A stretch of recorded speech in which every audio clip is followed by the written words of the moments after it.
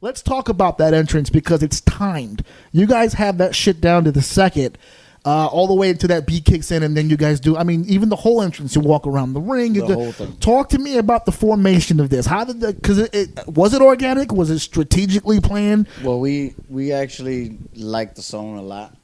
Just no kidding. Just listening to it. Just been your song for almost 20 years. Like you said, still one of our favorite songs ever recorded. We would listen to it by ourselves, listen to it together, whatever. So I hear it on the way to work, and I still get juice. We use it to get juiced for a show. It was just, we just know all the parts of the song. We know all the, when the music hits, when everything hits. No, but you guys have the riffs. You guys have the slow tempo, like every piece of the actual that just goes song. for being the greatest of all time. Yeah. I remember in our early days, we went through this period where me and Mike were searching for our song. Yeah. And there were a couple of incarnations, We had a couple of things, the 50 Cent played a role in our history. Run DMC played a role in our history. Yeah, that was a good one. Actually, one of our favorites. Some people still think our best. And then one day Mike comes to me. Now, I will say that in the history of our friendship, a lot of the things that I get turned on to, especially in the realm of music, comes from Brother Whiplash. So one day, Brother Whiplash comes to me and he says, yo, you got to hear this song. Probably one of the hottest songs ever. Well, listen, I've driven you guys on shows. I've given Whiplash the aux cord before, okay? The Bluetooth privileges came to his phone. You, so you know about DJ Dance and Destroy You. Yeah, of course. Dance and Destroy You. You got to give it to him. So the Brother Whiplash comes, he lets me hear this song, and almost instantly, like you said, Transporter soundtrack. I tend to remember it a little more from the Sin City soundtrack. The song was instantly recognizable. I recognized the song, but it was the first time that I actually sat down and listened to the song beginning to end. And it's one of those that it was upon the very first hearing. There was no other way to go but that. And because the song is so integral, the entrance was born from the song. The song gave birth to the entrance because we had been doing entrances for quite a while, but didn't have that choreography like you just explained. Yeah. It was that song, and once that song, because as you said, it takes a second for the song to really kick into gear, for the beat to drop, to come. So we had to figure out a way to build up the entrance in a way that wouldn't be us just wasting time getting to the part that we wanted to get to, but at the same time, making it an entrance that people wanted to see. It's a pretty long As intro, a promoter, one of the big things I always look for when I try to hire talent is presentation. And when I see a guy who looks a certain way and the music is not on par with what this person is, like if you're coming out like as a teacher gimmick, but you came out to Disturbed, we have a problem. Or the choreography of the entrance. Whenever I get a person who comes in and their intro music is very soft and slow, but you come through the curtain with like megavolts of just fucking energy, it fucks with my head. Right. So what happens is that when you have a character or a gimmick that comes out to a slow tempo song, it's useful to make the most of that, or at least have it fit the character. You guys do have sort of a swagger and a charisma to you, but you don't come out with like this fucking fireball fucking entrance, right? Hell so no, baby. You build to that because what ends up happening is that you use your song to build toward that. When you eventually do get in the ring and you throw those Z's up as ferocious as you do, it starts for you from the curtain. So as a question to you guys, how fucking maniacal does it make you when someone, even as your opponent, just throws on Kill Switch Engage for no fucking reason, and then and then you have to come out and follow that with your fucking entrance, and you're like, what the fuck is this shit? Well, I got something for that, but Mike, you want to throw something in there before I go? No.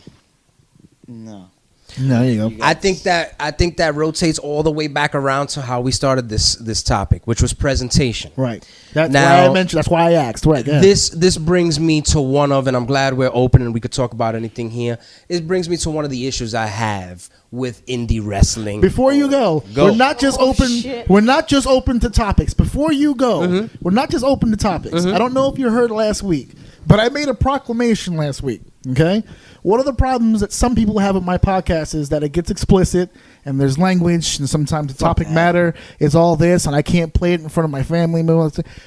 I don't give a fuck what any fucking body has a fucking problem about my fucking podcast any fucking more.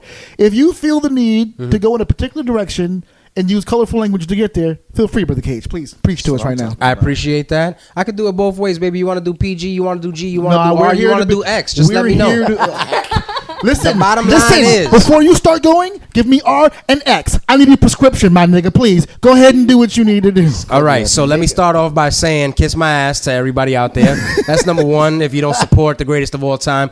But let's get back on topic. This brings me back to the problem that I have with indie wrestling in particular. Go ahead. I've said it before. And the performers in indie wrestling. You see, you got this mentality that infects the indie wrestling scene that the fans don't necessarily care about certain things.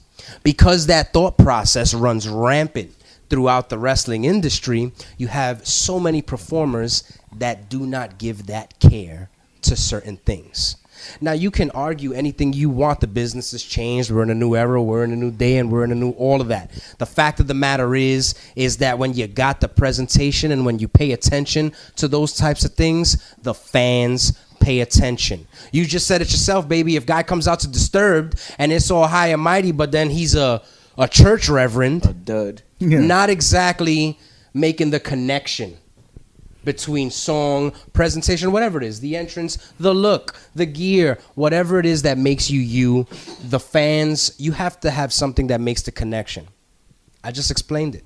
Right. The song gave birth to the entrance. The entrance didn't give birth to the song. It wasn't until we found that song that I said, this is a song that deserves a special event type entrance. When this song hits, the people, anyone that has ever seen us before knows that they're about to get a show even before that bell rings. Yeah. My goal is to hook the audience before I even lock up for the first time.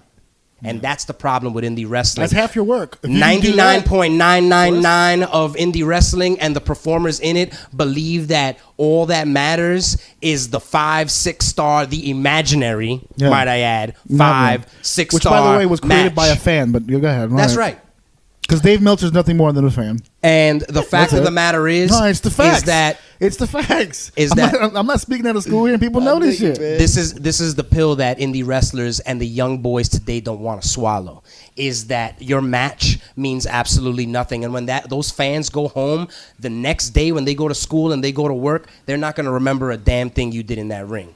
But guess what? They're gonna remember the dude that looked the coolest, that talked the coolest, that sounded the coolest, and that looked and performed the coolest that night and that show. And I'm sorry to say, anywhere we've gone, Orsini, you are bear witness to this. Mm-hmm. You've been a part of it. You have felt it. Yeah. There is nowhere that the greatest of all time have gone that we have not made an impact, and those people have not remembered us when we leave.